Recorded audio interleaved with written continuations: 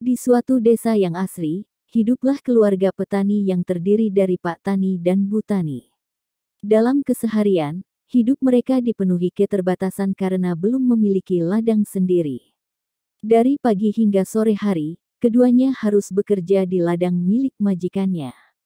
Pada suatu malam, Pak Tani merasa sangat lapar dan meminta istrinya untuk memasakkan apa saja yang bisa diolah menjadi makanan.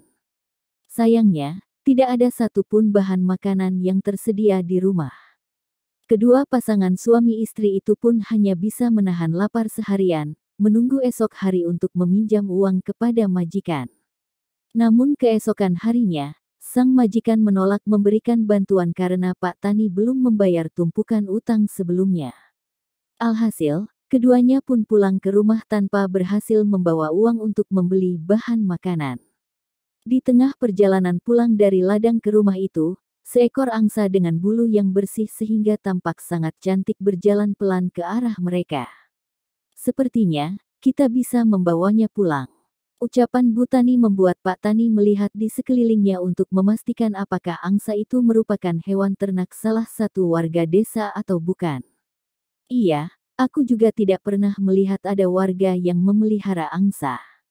Kita bawa saja dia pulang, balas Pak Tani sambil menggapai angsa yang terlihat lelah itu dengan sangat hati-hati. Benar, kita bisa meletakkannya di kandang ayam kita yang dulu. Setelahnya, Pak Tani dan Bu Tani pun melanjutkan perjalanan pulang.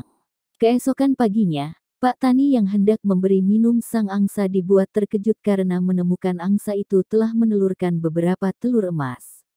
Bu, sini.